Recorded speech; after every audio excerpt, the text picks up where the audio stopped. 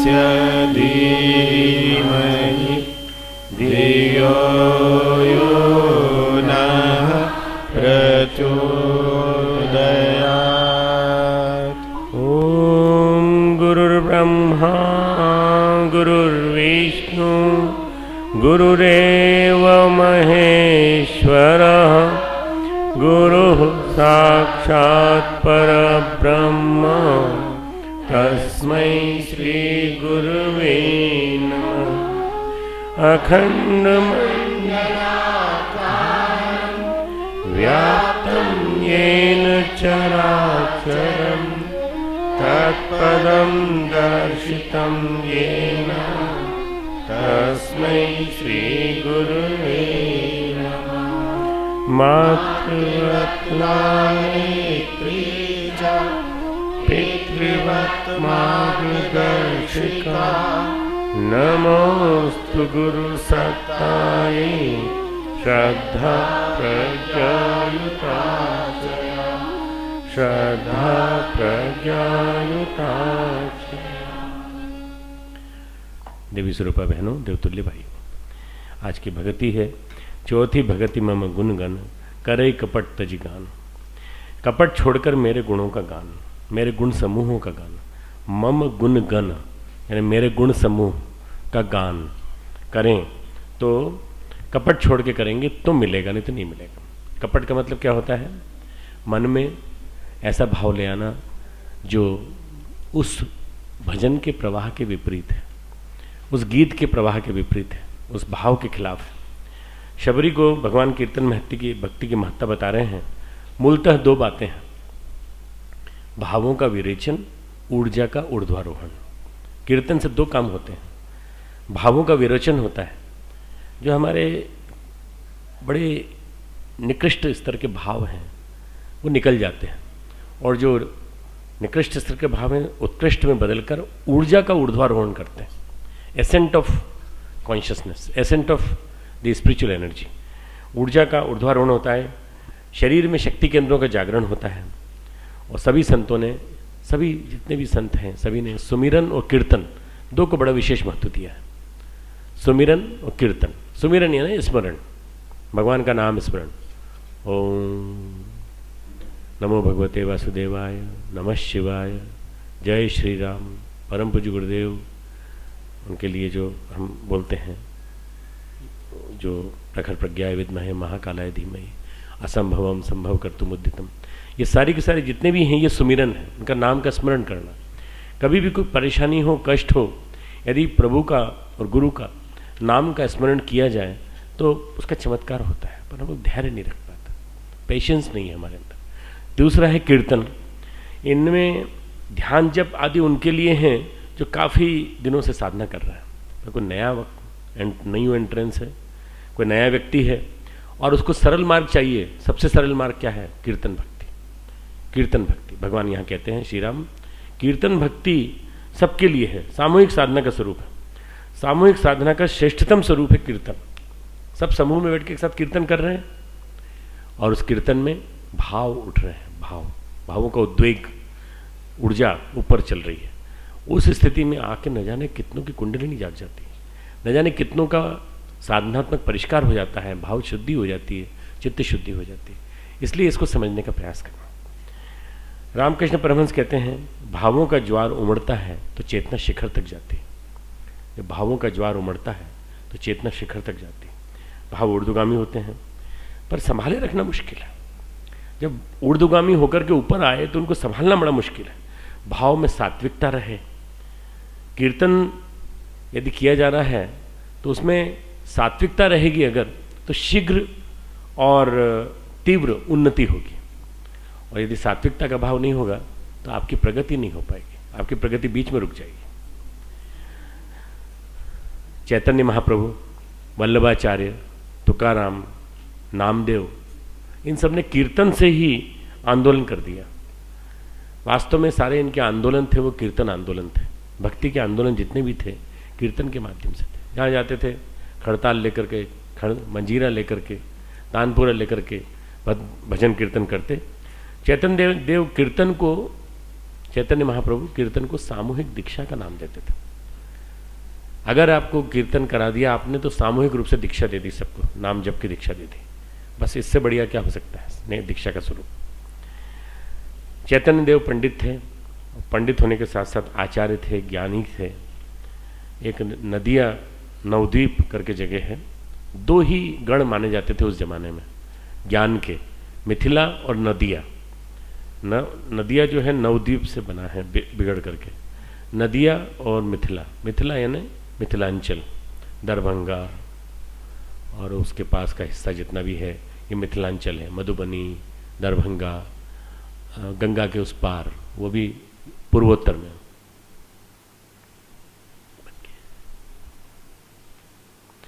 जो मिथिला क्षेत्र वहाँ भी तर्क की प्रधानता, ज्ञान की प्रधानता, और नदिया क्षेत्र में ज्ञान की प्रधानता। चैतन्य देव वहाँ से निकल के आए, न्याय दर्शन तर्क शास्त्र से निकल के आए। परंतु जब तर्क सूक्ष्म होते चले जाते हैं, तर्क जब विलीन होते चले जाते हैं, तर्क जब समाप्त होते चले जाते हैं, तो फिर उसके बाद बुद्धि सूक्ष्माति सूक्ष्म होती चली जाती है, और सूक्ष्माति सूक्ष्म बुद्धि जो है वो भावों में रूपांतरित हो जाती है। चैतन्य देव का परिष्कार हुआ, परिमार्जन हुआ, रूपांतरण हुआ, तो वो हुआ चैतन्य महाप्रभु के रूप में। चैतन्य देव स्वयं पर ज्ञानी थे, पर उस ज्ञानी ने अपने सारे ग्रंथों को बहा दिया और उन्होंने नाचना चालू कर दिया। बुद्धि प्रखर हो तो भी व्यक्तित्व का रूपांतरण संभव नहीं है। अगर आदमी की बुद्धि प्रखर हो तो व्यक्तित्व का रूपांतरण संभव नहीं है। निजी जीवन में आदमी प्रखर बुद्धि वाला बहुत नीचे भी जा सकता है। तुमने देखा होगा कई इंटेलिजेंट लोग न जाने कहाँ से कहाँ कैरेक्टर गिरा तो नीचे गिर गए, बहुत नीचे चले गए, बुद्धि शिखर पर वासनाओं के दलदल में फंस गए। क्यों? क्योंकि भाव नहीं थे, भाव नहीं थे। वो क्या थी? वासना थी। वासना का रूपांतरण नहीं हुआ भावना में। बुद्धि से तर्क संभव है पर व्यक्तित्व की ऊर्जा का रूपांतरण संभव नहीं है। इसलिए बुद्धि को सूक्ष्म बनाना पड़ता है, सूक्ष्माति सूक्ष्म बनाना पड़ता है। ये जो तकनीकी गड़बड़ी है बुद्धि की, इसको ठीक करने के लिए भावों को बदलना जरूरी है। वेदांत के ज्ञानी कम हैं, वेदांत के लोग जो ज्ञानी जो हैं वो बहुत सारे हैं, परंतु वो बुद्धि की भावना के क्षेत्र में बहुत कम है। तुलसीदास जी ने एक चौपाई कही है, वो लिखने का मन करे तो लिख सकते हैं। ज्ञान के रथ कृपान की धारा, ज्ञान के पंथ कृपान की धारा, परत खगेश लगे नहीं वारा। अगर ये पड़ गया तो ये उल्टा वार इतना महंगा पड़ेगा कि बहुत दिक्कत होगी। कौन सा? ज्ञान के पंथ कृपाण की धारा। तलवार की धारा के समान है ज्ञान के पंथ। हो सकता है आपने ज्ञान से आप सामने वाले को इतना अपमानित कर दो कि वो सामने वाला भी बर्बाद और आप भी बर्बाद। साधक का पतन हो जाता है ज्ञान की वजह से। कई लोग वेदांती लोग जो होते हैं वो इसी ज्ञान रूपी तलवार की धारा में कट के समाप्त हो जाते हैं। निष्कपट बनना पड़ता है। ज्ञानी निष्कपट नहीं बन पाता। ज्ञानी कहीं ना कहीं अपनी बुद्धि लगाएगा, कहीं ना कहीं कपट का इस्तेमाल करेगा, कहीं ना कहीं कुछ न कुछ छल का उपयोग करेगा। तो एकाक भूषणी और गरुड़ के संवाद में कहते हैं, खगेश जो शब्द आया ना, परत खगेश लगे नहीं वारा। खगेश नहीं, हे पक्षी श्रेष्ठ, गरुड़ जी को कह रहे हैं काकभूषणी जी, हे पक्षी श्रेष्ठ, ये लग गया तो ये घायल करके छोड़ता है। अहम ब्रह्मास्मि कहना आसान है पर फील करना मुश्किल है। आप बड़े प्रेम से कहते हो अहम ब्रह्मास्मि, तुम ब्रह्मा हो क्या? बताओ, तुम ब्रह्म हो क्या? ब्रह्म, अगर तुम ब्रह्म हो, पर ब्रह्म की एक छोटी सी किरण हो, तो जरा उसके जैसे जी के दिखाओ ना। हम क्या कहते हैं? अहम ब्रह्मास्मि। तो वास्तव में हम क्या होते हैं? अहम देहोस्मि, मैं देह हूँ। और देह के मेंटेनेंस के लिए हम क्या क्या करते हैं? ढेर सारे उपाय बरतते हैं। हम अहम में रहते हैं जनरली। देहोस्मि मतलब देह में निवास करते हैं, देह के लिए सारा पुरुषार्थ, देह के लिए सारा काम। चेतना जिनकी आज्ञा चक्र के नीचे न उतरे, देह बोध समाप्त हो जाए, वही सच्चे ब्रह्मज्ञानी है। ब्रह्मज्ञानी नहीं होते ऐसी बात नहीं है, वेदांती नहीं होते, वे कम होते हैं। असली वेदांती, असली ब्रह्मज्ञानी, असली सच्चे अर्थों में, मैं ज्ञान की महिमा का वो नहीं कर रहा हूँ, अवमूल्यन नहीं कर रहा हूँ। मैं कह रहा हूँ ज्ञान से ज़्यादा भाव पवित्र हैं, सही है, पर ज्ञानियों में भी ऐसे कई ज्ञानी होते हैं जो देहबोध को समाप्त करके उससे ऊपर चले जाते हैं। स्वामी शिवानंद मलेशिया में डॉक्टर थे और ऋषिकेश में साधना करते थे। एमबीबीएस डॉक्टर थे, उस जमाने के एमबीबीएस डॉक्टर। मैं 1920 1925 की बात बता रहा हूँ, 30 की बात बता रहा हूँ। और ऋषिकेश में रहते थे और यहाँ पर आसपास के गांव से रोटी इकट्ठी करके लाते थे, वही रोटी रखे रहते थे, वही भिक्षा ली उन्होंने और गंगा जल में डुबो के खा लेते थे और उनको पकवान की तरह से लगती थी। उनके लिए वही तप था और उन्होंने कितने गायत्री का अनुष्ठान किए, कितना सिद्ध एक उन्होंने जो संघ बनाया, उस संघ के माध्यम से आज ढेरों संत वहाँ से निकले। वहाँ से निकले स्वामी सत्यानंद जी जिन्होंने योग की स्थापना की, वहाँ से निकले स्वामी चिन्मयानंद जी जिन्होंने गीता पंथ की स्थापना की, वहाँ से निकले मुनि चिदानंद जी, स्वामी चिदानंद जी, जो डिवाइन लाइफ ऑर्गेनाइजेशन है, दिव्य जीवन संघ, उसकी स्थापना स्वामी शिवानंद जी ने की। किस आधार पर? अपने ज्ञान में उन्होंने ब्रह्मज्ञानी की तरह से आचरण किया और मात्र गंगा जल में डुबो करके सारा के सारा जो आहार उनका, एक रोटी, आधी रोटी, चौथाई रोटी एक दिन में ले ली, कभी 3-4 दिन बिना भूखे रहे, फिर रोटी आ गई तो फिर पानी में गंगा जल में डुबो खा ली। तुम खा सकते हो? तुम इसके कितने लोगों से खा सकते हो? गंगा जल को में डुबो के खा लोगे महीनों तक, वर्षों तक? अरे वाह, एक तपस्वी तैयार हो गया कि देह बांधती है और देह को समाप्त करने के लिए गंगा जल में डुबो करके रोटी उन्होंने खाई। नवरात्रि में भी जब भूखे रहते हैं ना तो भोजन की याद आती है, बार बार भोजन की याद आती है। वैसे नहीं याद आती, पर जब भूखे रहते तो याद आती है। और उस समय जो तप है वो तप आपको बांधता है। ज्ञानी अगर तपस्वी बन जाए तो तपस्वी बनने के बाद उसके जीवन में परिवर्तन चालू होता है। कबूतर के अंदर ऐसा कहा जाता है कि कबूतर के अंदर काम वासना सबसे ज़्यादा होती है, काम वासना बहुत ज़्यादा होती है।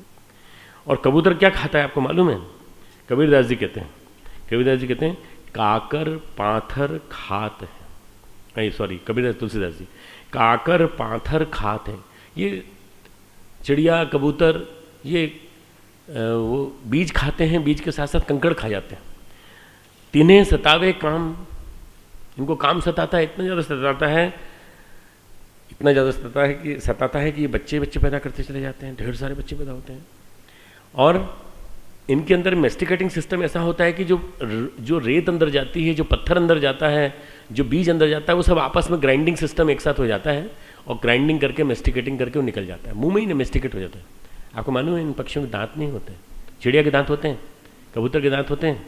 क्या होते हैं? ये कंकड़ जो जाते हैं ना दांत का काम करते हैं, कंकड़ दांत का काम करते हैं और वो बीज वो ग्राइंडिंग उसका काम करता है और ये अंदर चले जाते हैं, बीट निकलती है, उसमें कंकड़ ही कंकड़ होता है, उसमें कुछ नहीं होता है। आगे कहते हैं तुलसीदास जी, हलवा पूड़ी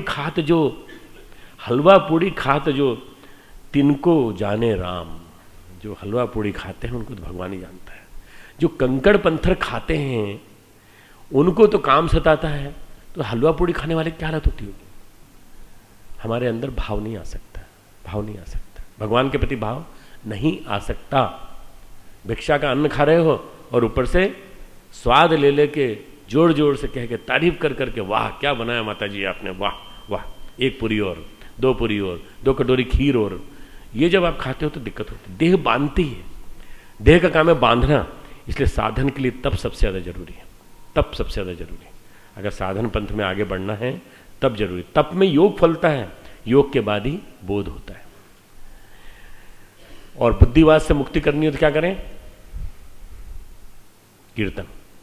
बुद्धिवाद से मुक्ति करने के लिए भगवान ने कहा सबसे बढ़िया कला है बुद्धिवाद से उबारने की, अगर कोई है, ज्ञानी को उबारने की कला कोई है, ज्ञानी को पराकाष्ठा पर ले जाने की कोई कला है तो वो कीर्तन है।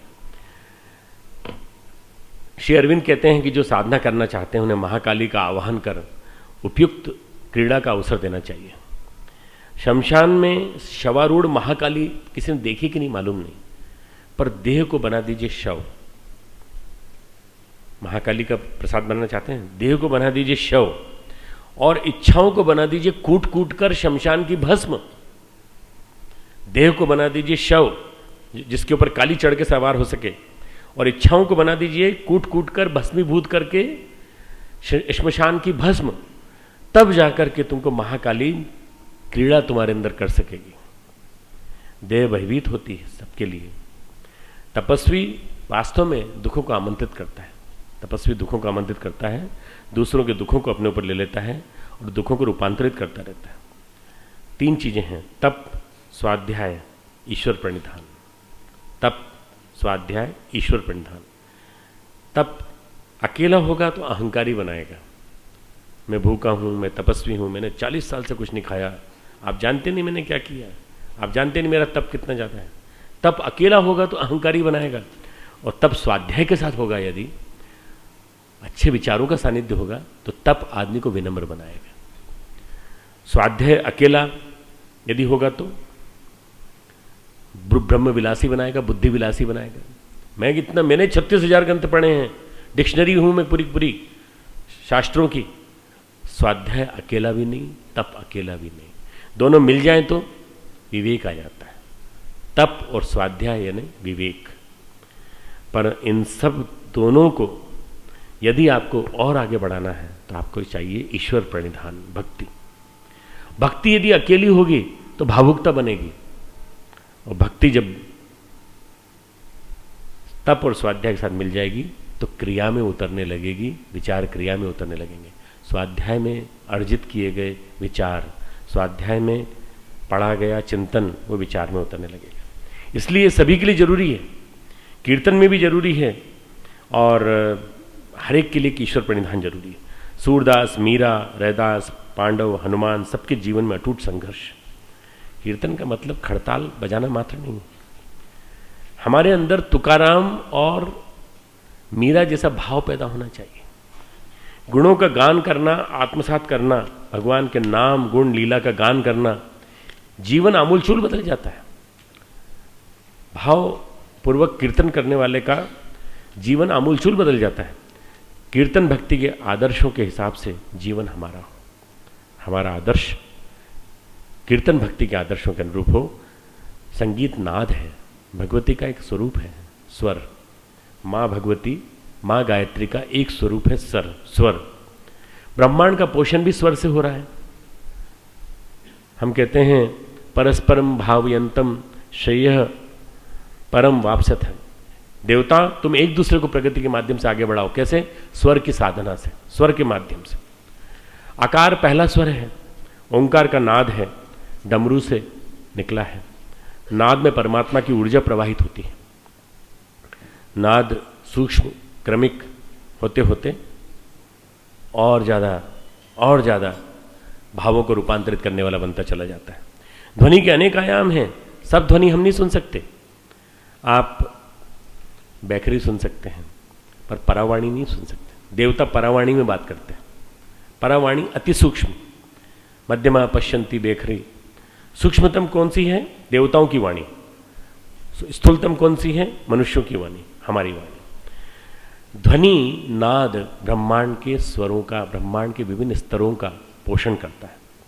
ध्वनि कीर्तन की तरंगें मन को, प्राणों को, जीवात्मा के अनेक स्तरों को प्रभावित करती हैं। इसलिए कीर्तन की महिमा बताई गई। मन के, प्राणों के और हमारी भाव चेतना के स्तर को प्रभावित करती है।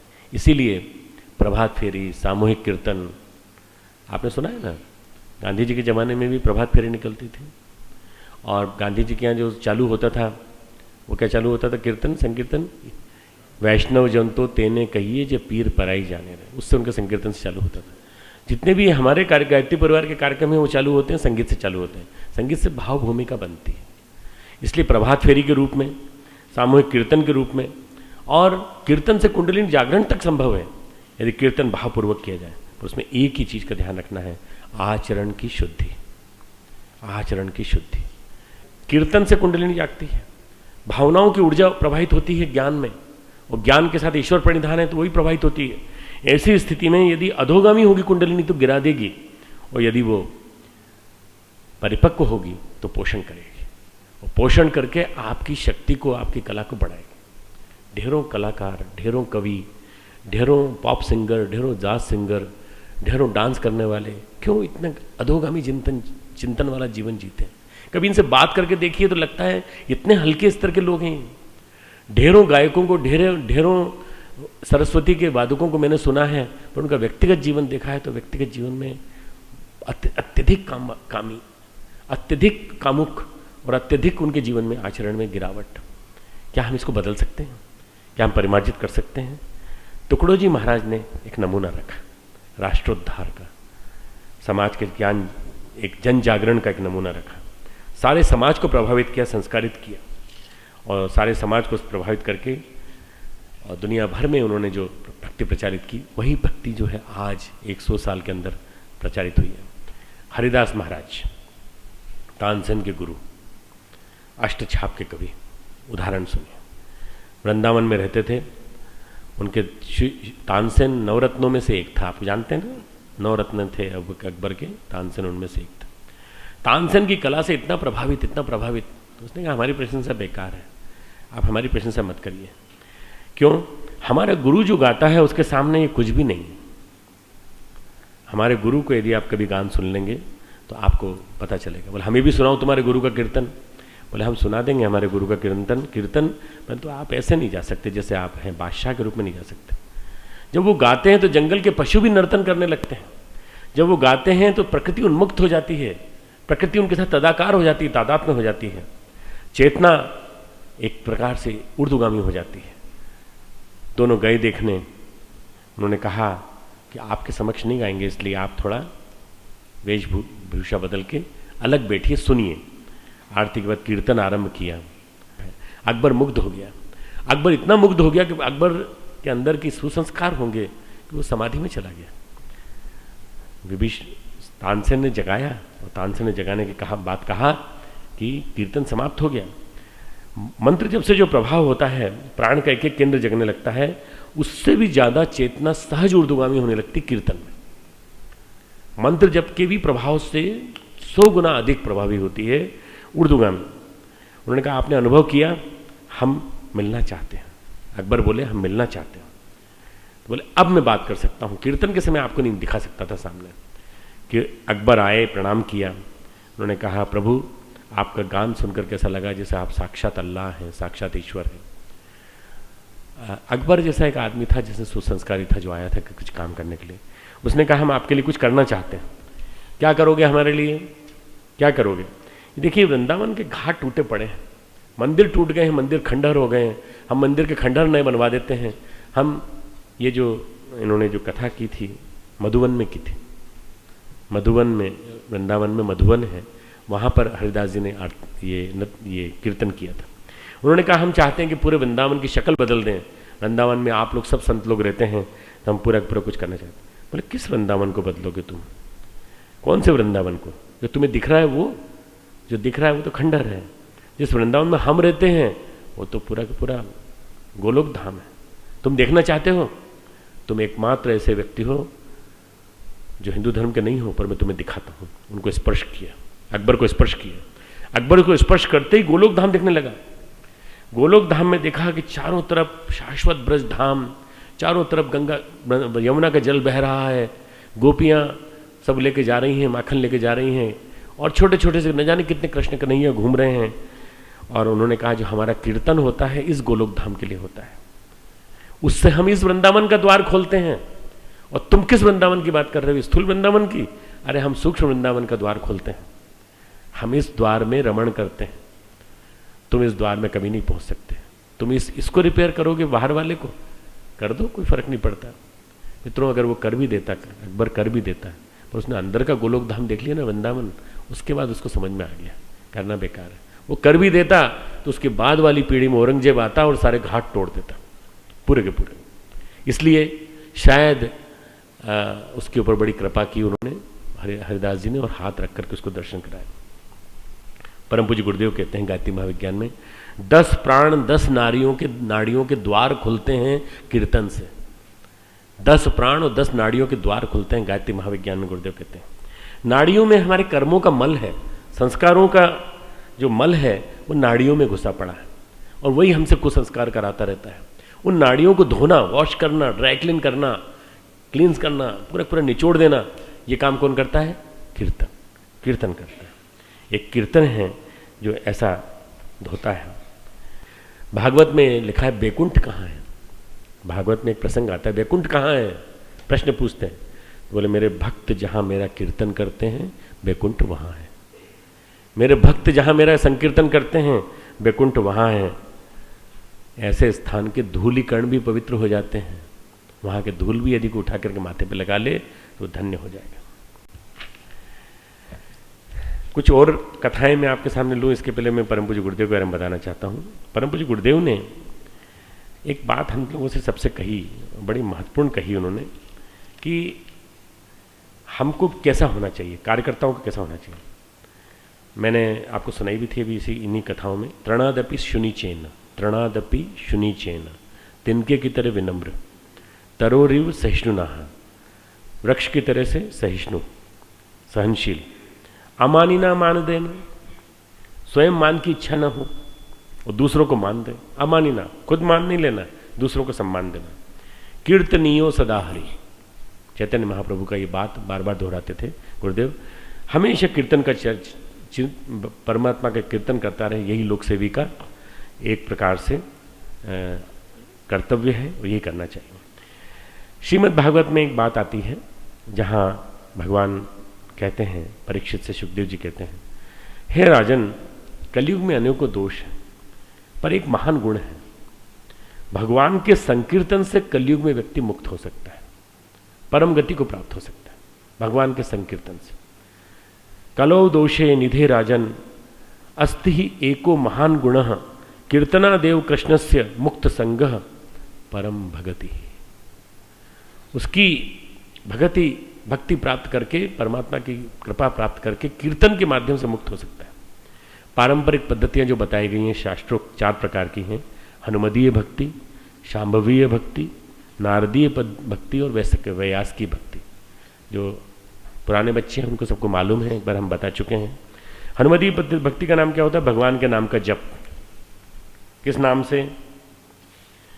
भगवान के नाम का जप करें तो मस्ती में चूर होकर भगवान के नाम का जप। स्वर ताल बिगड़ जाए कोई बात नहीं, प्रेम का मूल्य ज़्यादा है, यह अनुमदीय भक्ति है। आपने देखा है हनुमान जी का चित्र बाजार में, इसमें खड़ताल बजा रहे हों, एक बहुत अच्छा चित्र है, कभी आपको दिखाएंगे स्लाइड में और कभी यहाँ होगा तो लगा देंगे किसी जगह पे। खड़ताल हाथ में बजाते हुए कीर्तन कर रहे हैं। भक्ति के भाव में एक लंबी लाइन निकल भी गई तो कोई बात नहीं। दूसरी है शांभवी पद्धति। शांभवी पद्धति सुरताल के साथ नृत्य का योगदान। शांभवी यानी शंभु, शंभु यानी भगवान शिव संगीत के जन्मदाता कहे जाते हैं। संगीत शास्त्र, तांडव नृत्य, नृत्य शास्त्र, सारा सब कुछ उन्हीं का है, वहीं से आया है पूरा। स्वर ताल के साथ नृत्य का योगदान। तीसरी है नारदीय पद्धति, नारदीय पद्धति, वाद्य यंत्रों के साथ या ताली बजाकर मृदंग के साथ झुंड बनाकर संकीर्तन करना। मृदंग बजाकर, ताली बजाकर, झुंड के साथ संकीर्तन। आपने देखा होगा हरे रामा हरे कृष्ण वालों को देखा होगा, इस्कॉन वालों को देखा होगा, और चैतन्य महाप्रभु की जो बंगाल की परंपरा है वो नारदीय पद्धति है। चैतन्य महाप्रभु की परंपरा नारदीय पद्धति। चौथी पद्धति है वैयासकीय पद्धति, व्यास के ऊपर वैयासकीय पद्धति। इसमें कथा के साथ साथ बीच में संकीर्तन चलता रहता है, कथा फिर संकीर्तन, कथा फिर संकीर्तन। हम आपको ये कहने जा रहे हैं प्रभु ऐसे थे, प्रभु ऐसे थे, प्रभु ऐसे थे, फिर एकदम गीत चालू हो जाता है, संकीर्तन चालू हो जाता है। तुकाराम, एकनाथ, टुकड़ू जी का संप्रदाय जो पंढरपुर से आरंभ किया गया, और दक्षिण का वारकरी संप्रदाय, एकनाथ का, टुकड़ू जी का, ये सारा का सारा बीच में कथा, फिर उसके बाद गीतन संकीर्तन। परम पूज्य गुरुदेव ने चारों को मिलाकर के प्रज्ञा पुराण कथा को जन्म दे दिया। और चारों ही पद्धतियों में युग संगीत की में भक्ति संगीत में सब तरह के शिखर में पहुंचने वाले गीत परम पूज्य गुरुदेव ने आरंभ किए और एक नई पद्धति को जन्म दिया, प्रज्ञा प्रवचन। प्रज्ञा प्रवचन में गुरुदेव ने कहा प्रज्ञा पुराण या आज की पद्धति के हिसाब से जितने भी वाद्य हो सकते हैं उनके माध्यम से लोगों के भावों को जगाना। राष्ट्र की समस्याओं पर विवेचन करने वाला संगीत, गुरु की महिमा बताने वाला संगीत, माता सत्ता की महिमा बताने वाला संगीत। और सबसे बड़ी महान बात यह कि परमन्या माता जी ने उनका साथ दिया। गुरुदेव ने स्वर दिए और माता जी ने उसमें गाया। आप सुबह माता जी के गीत सुनते हैं तो ये मान के चलिए उनकी शक्ति उनके माध्यम से निकलती है।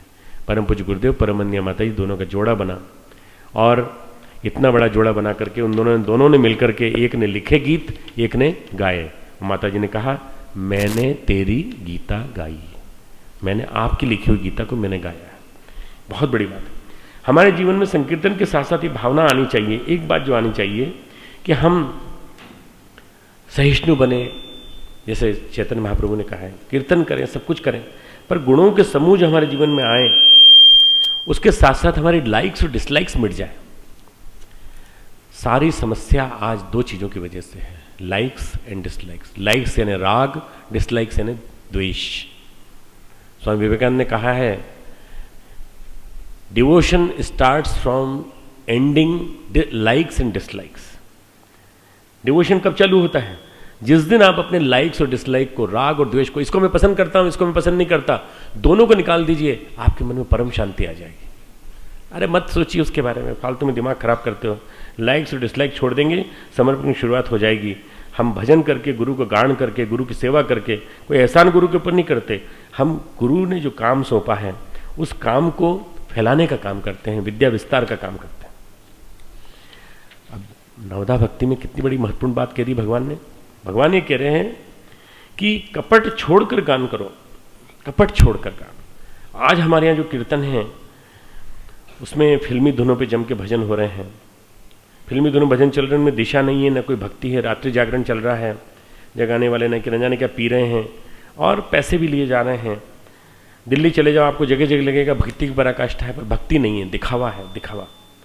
ये भक्ति कपट वाली भक्ति है, कपट छोड़कर किया गया गान, कपट छोड़कर किया। आज हमारी भक्ति में प्राण नहीं है।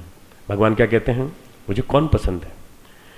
कपट छोड़कर भगवान का गुणगान करने वाला, कपट छोड़कर भगवान का गुणगान करने। निर्मल मनसो मोहि अति भावा, मोहि कपट छल छिद्र न भावा। जब भगवान को कपट छल छिद्र अच्छे नहीं लगते तो फिर कपट के साथ भजन क्यों करते हो? आप भक्ति करो तो आप जो है वो करो भगवान के गुणों की गान वाली, बिना कपट की भक्ति। शूर्पणखा मेकअप करके आई, सजावट करके आई, कपट के साथ प्रेम का प्रदर्शन करने गई तो नाक कटवा के आई। कपट था मन में लक्ष्मण के लिए। कुब्जा कृष्ण के जमाने में हुई है, शूर्पणखा राम के जमाने में हुई है। कुब्जा कुबड़ी थी, कृष्ण के पास मथुरा गई और कभी उसकी इच्छा नहीं थी कि मुझे कुछ चाहिए, पर भगवान कृष्ण ने स्पर्श किया तो परम सौंदर्यवती हो गई। कुब्जा का कुबड़ भी ठीक हो गया। आपके भाव कैसे हैं उसी के हिसाब से भगवान आपको देता है। आपके भाव कैसे हैं वैसे भगवान आपको देता है। कपट लेके जा रहे हैं तो प्रतिफल भी वही मिलेगा, कपट मन में नहीं है तो प्रतिफल नहीं मिलेगा। भगवान पारस है, हम लोहे के समान हैं। यदि हम सोने के रूप में प्रकट करने की कोशिश करेंगे तो बड़ी गड़बड़ हो जाएगी। हम शुद्ध लोहा हैं, जंग लगा हुआ लोहा है। बता दीजिए भगवान के सामने निष्कपट भाव से, भगवान पारस है, भगवान छू देंगे, सोना हो जाएगा। आप सोना बन के जाते हो, सोने का मुलम्मा पहन के जाते हो तो आप परेशान होते हो। हम यदि पापी से भी पापी हैं तो भी भगवान के पास पूरा तरीका है हमारे पास शुद्ध करने का। दुराचारी से दुराचारी व्यक्ति भी अनन्य भाव से यदि मेरी भक्ति करता है तो वो साधु ही मानने योग्य है। अपि चेत्सु दुराचारो भजते माम अनन्य भाग। पापी से पापी, अतिशय दुराचारी यदि मेरा भजन करता है, साधुरेव स मंतव्य सम्यक व्यवसतो ही सह। 30वां श्लोक, 9वें अध्याय का 30वां श्लोक, 9वें अध्याय का 31वां श्लोक। क्षिप्रम भवति धर्मात्मा शाश्वत शांति निगच्छति कौन्ते प्रति जाना ही नमे भक्त प्रणश्यति। इसका अर्थ बड़ा जानदार है। दुराचारी से दुराचारी व्यक्ति भी अनन्य भाव से यदि मेरी भक्ति करता है तो साधु ही मानने योग्य है। भगवान कृष्ण कितने उदार हैं, क्योंकि कहते हैं मेरे भजन के प्रभाव से आदमी थोड़े ही समय में धर्मात्मा हो जाता है। हे अर्जुन, तू जान ले मेरा भक्त कभी नष्ट नहीं होता, क्योंकि उसने निश्चय कर लिया है कि उसे सुधरना है। अगर पापी से भी पापी व्यक्ति कोई बैठा हो यहाँ पे और ये सोचता हो कि मैंने इतने ज़्यादा पाप किए हैं और मुझे मुक्त होना है, तो कैसे मुक्त होंगे? भजते माम अनन्य भाग, अनन्य भाव से भगवान का भजन करो। क्षिप्रम भवति धर्मात्मा, जल्दी धर्मात्मा हो जाता है। क्यों? क्योंकि उसने सोच लिया है कि अब मेरे को सही मार्ग मिल गया है, मैं भगवान की भक्ति के माध्यम से पवित्र हो जाऊंगा। अपि चेत्सु दुराचारो, पापी से पापी व्यक्ति, ये समझने लायक है। भक्त भगवान का कभी नाश नहीं होने देते। किस भगवान, किस भक्त का? कपट छोड़कर जो उनकी शरण में जाता है, कपट छोड़कर जो उनकी शरण में जाता है।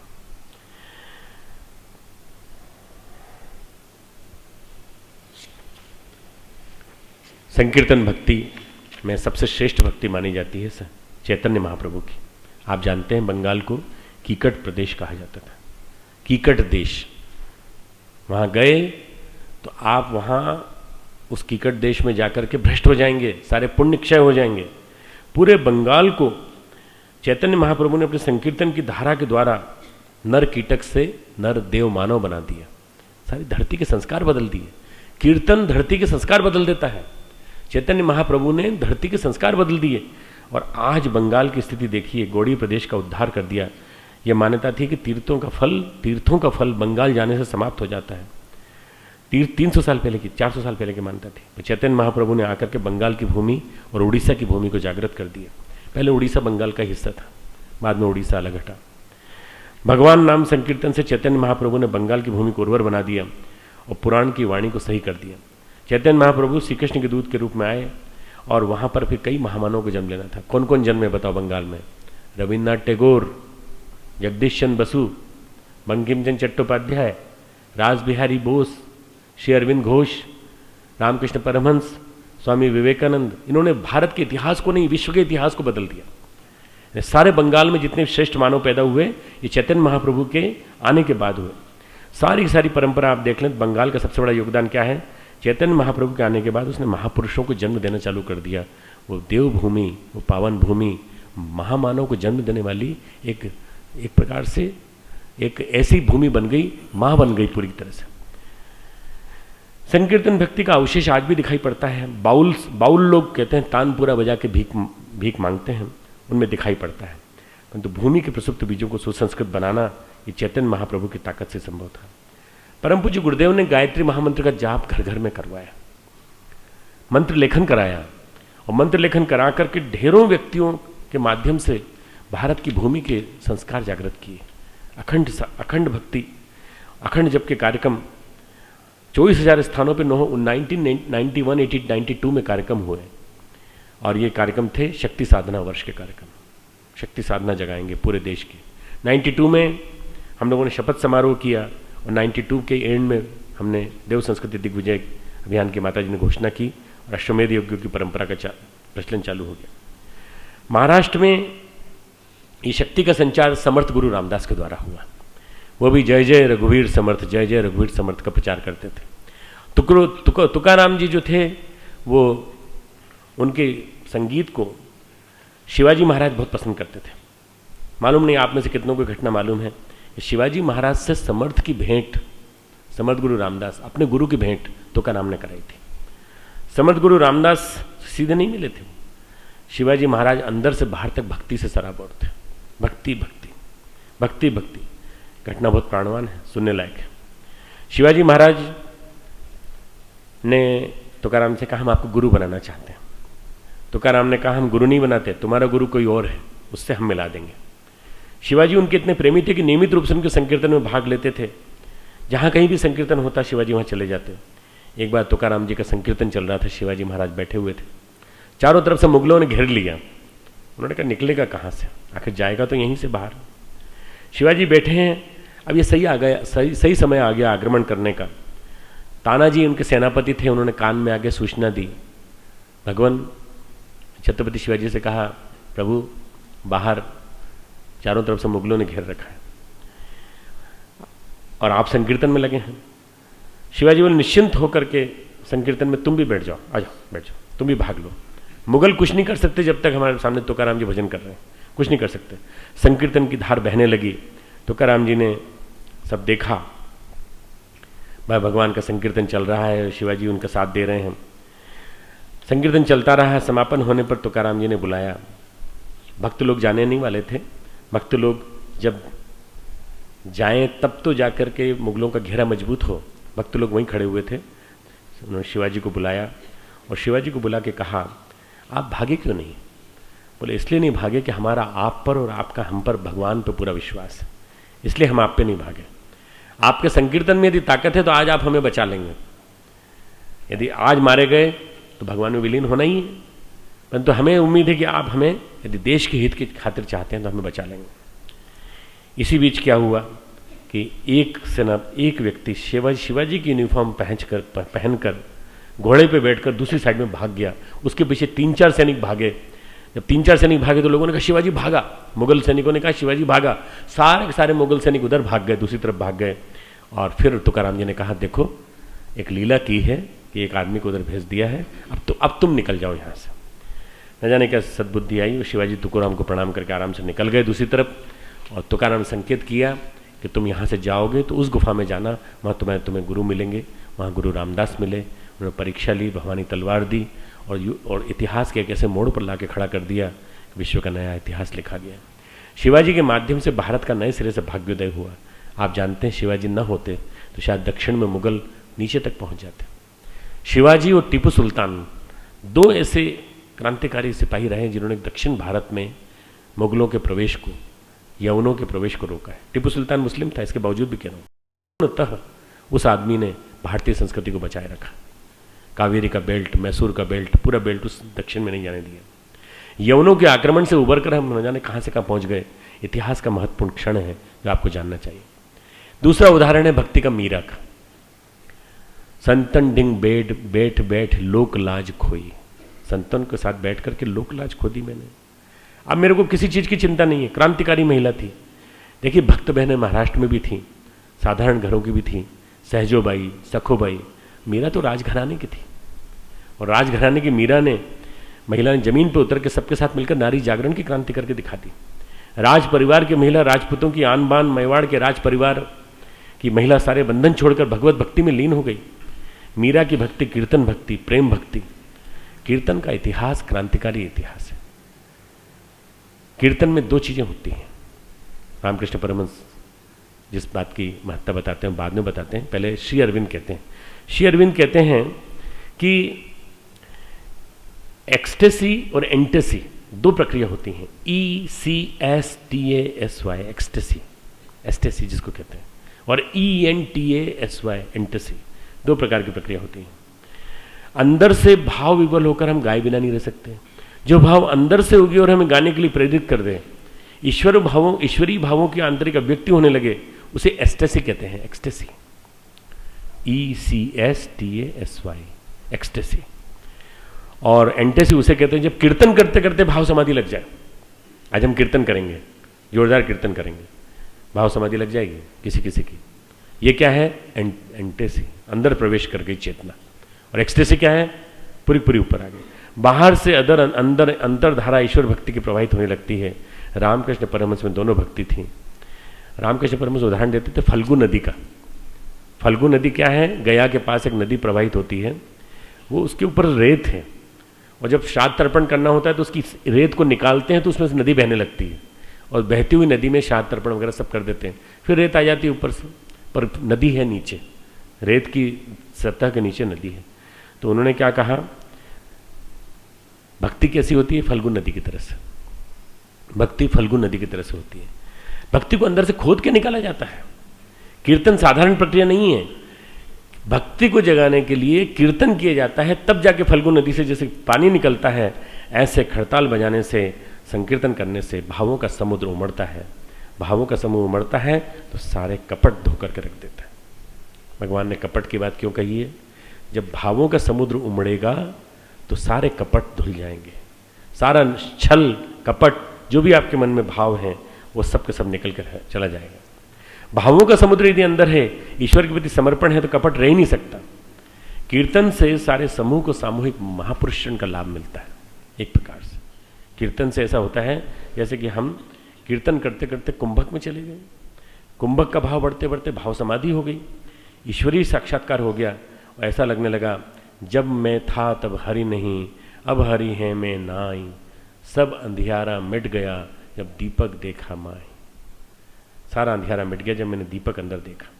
यह प्रक्रिया है कीर्तन की, भक्ति की। चैतन्य देव के दो शिष्य थे, बड़े हरिदास, छोटे हरिदास।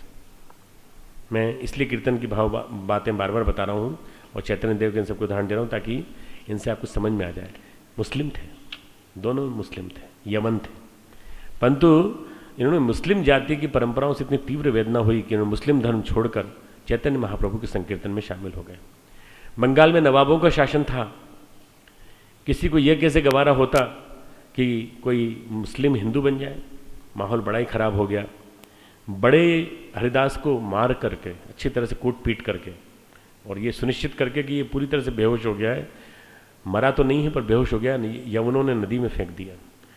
और यमुना नदी में फेंक दिया, और उनकी निष्ठा इतनी प्रगाढ़ कि उन्होंने चैतन्य महाप्रभु का नाम लेकर के संकीर्तन चालू कर दिया अंदर से, नदी के नीचे से, वो जिंदा होकर के बाहर आ गए। उन्होंने ये मुसलमान लोग बड़े डरते थे बाजीगरों से, चमत्कारों से। उन्होंने कहा तो चमत्कारी ही है, मरा भी नहीं और जिंदा होकर के बाहर आ गया। या उन्होंने कहा कि अब इनके ऊपर हमला करने के बजाय सीधे चैतन्य महाप्रभु के ऊपर हमला करें। या उन्होंने कहा कि चैतन्य महाप्रभु का नाम लेने से इतना कुछ हो गया, चलो ठीक है एक बार और परीक्षा लेते हैं। बड़े हरिदास के पास उन्होंने एक वेश्या भेजी और कहा कि तू पूरा प्रयास करना चरित्र हनन का। वेश्या झोपड़ी में गई मिलने के लिए, तो पूछा तुम क्यों आई हो यहाँ पर? बोली मैं आपसे मिलने आई हूँ। तो मिलने आई हो तो जप करो, चलो मेरे साथ संकीर्तन करो, बोलो हरि बोल, बोल हरि बोल, बोल हरि बोल। तो वही बोलने लगी बोल हरि बोल, बोल हरि बोल। तो उन्होंने कहा कि अब जप करेंगे और संकीर्तन करेंगे, 1.25 लाख का नाम लेंगे, तुम भी करो और हम भी करते हैं। ये भी संकीर्तन करने लगी। वेश्या अति सुंदर, परंतु वो कोशिश कैसे करे जब उसको संकीर्तन करने के लिए हाथ में खंजीरा मंजीरा पकड़ा दिया, सब पकड़ा दिया, वो भी करने लगी। बोले जब ये रुकेंगे तब मैं करूँगी कुछ। जब जप करते करते 1.25 लाख का जप करते करते, राम राम नाम लेते लेते और संकीर्तन करते करते वेश्या भी जप करने लगी। जब करते करते वेश्या का 3-4 दिन तक वो जाने की कोशिश की उसने। 3-4 दिन तक उसने बाहर निकली तो लोगों ने कहा कुछ किया आज, कुछ प्रभावित किया उस आदमी को? कुछ नहीं कर पाई, मैं भी संकीर्तन करने लगी साथ में, पर मैं कल प्रभावित करूंगी। 3 दिन निकल गए, 4 दिन निकल गए, मन भक्ति की ओर चला जाता, कुछ कहने की कोशिश करती, बार बार मन 3 दिन में रूपांतरित हो गई। और बाद में बोली प्रभु आप मुझे दीक्षा देंगे क्या? दीक्षा दे करके कपड़े बदल करके बाहर आई और उसने कहा मैं अब इनकी शिष्या बन गई हूँ, मुझसे कुछ मत कहना, मैं इनके शिष्य बन गया।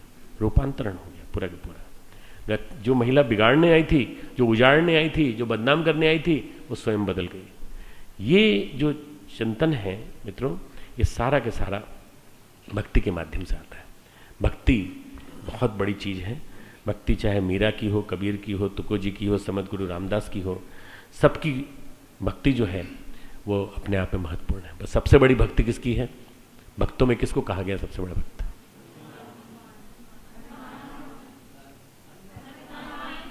एक बोलो कोई, ये समझ में नहीं आया। हनुमान, हनुमान जी। अच्छा, मुझे बड़ी प्रसन्नता है कि तुम्हारे अंदर से एक हनुमान जागृत हो गया। गुरुदेव ने कहा है कार्यकर्ता बनने की मिनिमम क्वालिफिकेशन क्या है? हनुमान। तो कम से कम हमारे सब बच्चों में हनुमान बनने की स्थिति आ गई।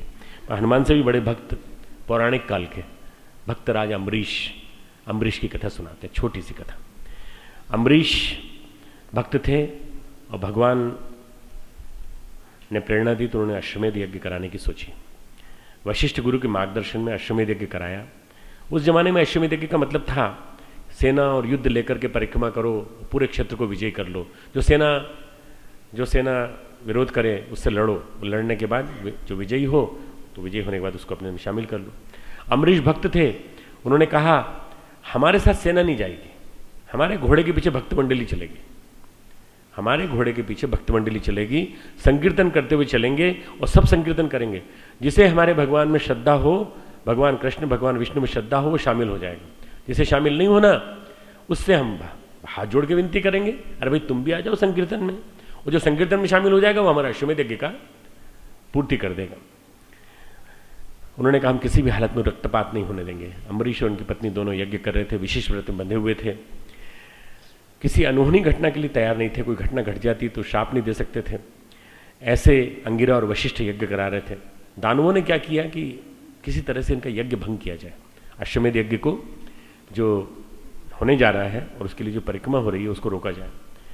तो उन्होंने क्या किया, भक्तराज अम्बरीश के ऊपर दानवों ने कृत्या का प्रयोग किया। अब कृत्या वर्ड आपको याद रहेगा ना, कल यूज किया था। कृत्या तांत्रिक लोग प्रयोग करते हैं। कृत्या का प्रयोग किया, तांत्रिक विद्या का प्रयोग किया। और अम्बरीश ने जो कृत्या आई तो मंदिर तक बिना अंगरक्षक के जाते थे अम्बरीश। कई लोग कहते थे अंगरक्षक साथ ले रख लिया करो, पर उन्होंने कहा भक्त को किसी चीज़ की जरूरत नहीं है। न मे भक्त प्रणश्यति, भक्त को कोई नष्ट नहीं कर सकता, मेरे साथ भगवान चलते हैं। मेरा भक्त कभी नष्ट नहीं होता, भगवान कह सकते हैं, तो फिर मैं क्यों नहीं कह सकता। आपदम नैव आपदा, संपदम नैव संपदा, आपदाम वै स्मरणम विष्णु, संपदम वै स्मरणो हरि। उन्होंने उस बात को दोहराया। उन्होंने कहा आपत्ति आपत्ति नहीं, संपत्ति संपत्ति नहीं, यथार्थ में कोई आपत्ति है तो वह है भगवान के नाम को भूल जाना।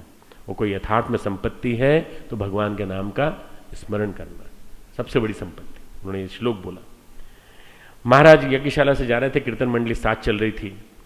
पुराणों में वर्णन है कृत्या आई और अम्बरीश ऋषि के पास आकर के तेज प्रकाश पुंज उसका आया और उनके ऊपर आक्रमण करने लगा। न जाने कहाँ से विष्णु चक्र, विष्णु जी का सुदर्शन चक्र आया, कृत्या को उसने नष्ट कर दिया। कृत्या को नष्ट कर दिया। भक्त की रक्षा हमेशा भगवान करते हैं और भक्त की रक्षा जब भगवान करते हैं तो फिर कभी भी किसी भी स्थिति में भक्त को कष्ट नहीं देते। एक बहुत बढ़िया कथा है इसके साथ साथ जुड़ी हुई, पर वो आज सुनाने का समय नहीं है। अम्बरीश की कथा है, पर अम्बरीश की कथा को किसी और समय में ले लेंगे। अभी आज एक कथा और सुनाने का मन है। राखाल महाराज ठाकुर के जाने के बाद वृंदावन में झोपड़ी बनाकर तपश्चर्या करते थे, ध्यान करते थे। राखाल महाराज स्वामी ब्रह्मानंद बने, रामकृष्ण मिशन के पहले अध्यक्ष बने। उनको राजा कहते थे, विवेकानंद कहते थे राजा है, राजा सबसे बड़ा भाई है हमारा। सबने विवेकानंद को आध्यात्मिक गुरु माना, पर व्यवस्था की दृष्टि से और हर दृष्टि से विवेकानंद के बाद यदि किसी का नंबर आता था तो राखाल महाराज का नंबर आता था, नंबर 2 विवेकानंद के बाद। परंतु जब अध्यक्ष बनने का नंबर आया तो अध्यक्ष बनाने के लिए स्वामी विवेकानंद ने राखाल महाराज को अध्यक्ष बनाया। भक्तों का कीर्तन देखा वृंदावन में, उन्होंने कहा तो बहुत ही सुंदर चीज है। उन्होंने कहा कि हम कीर्तन की परंपरा चलाएंगे। हमारा केंद्र वैरागियों का केंद्र है, सन्यासियों का केंद्र है। ठाकुर सब कुछ बना गए पर ठाकुर को किसी ने देखा नहीं। आपको मालूम है ठाकुर राम प्रसाद का कीर्तन सुनते थे। राम प्रसाद उस जमाने के एक बहुत अच्छे गीतकार थे और ठाकुर के गीतों को ही विवेकानंद ने भी गाया। राम प्रसाद के गीतों को ही विवेकानंद ने गाया और ठाकुर उसको सुनते हुए समाधि में चले जाते थे। ठाकुर की समाधि हमेशा संकीर्तन से हुई है। ठाकुर की समाधि हमेशा, जब भी वो भाव समाधि में गए हैं तो तानपुरा कोई बजा रहा है, कोई खड़ताल बजा रहा है, कोई मंजीरा गा रहा है और कोई गा रहा है। तो बोले कि हम लोग वैरागी बन गए, वैरागी बनने के बाद हम कीर्तन को भूल गए। बोले मैं कम से कम अब मैं जाकर के ऐसा एक काम करूंगा कि जब अपने यहाँ संघ चालू होगा, मंदिर चालू होगा, तो वहाँ पर शाम को राम नाम का संकीर्तन हम लोग करेंगे। आज भी वो परंपरा रामकृष्ण मिशन में है। संकीर्तन वहाँ भी एकादशी के दिन शाम को राम नाम का संकीर्तन होता है, उन्हें आरंभ कराया। संकीर्तन अपने आप में देह मन को पवित्र कर देता है, अवरुद्ध नाड़ियों को खोलता है। जितनी भी अवरुद्ध नाड़ियां हैं उनको खोलता है। शरीर में प्राण केंद्र, प्राण प्रवाह जो हमारे हैं, उनमें अपने आप में लय ताल के साथ नाचने लगते हैं। तपस्वी यदि अपने आचरण शुद्ध रखें, कथाकार, कलाकार, संगीतकार यदि अपना आचरण शुद्ध रखें तो एक संपूर्ण साधना है, चेतना मुक्त हो जाती है। इसीलिए बार बार भगवान कह रहे हैं कपट तजी गान, कपट छोड़ करके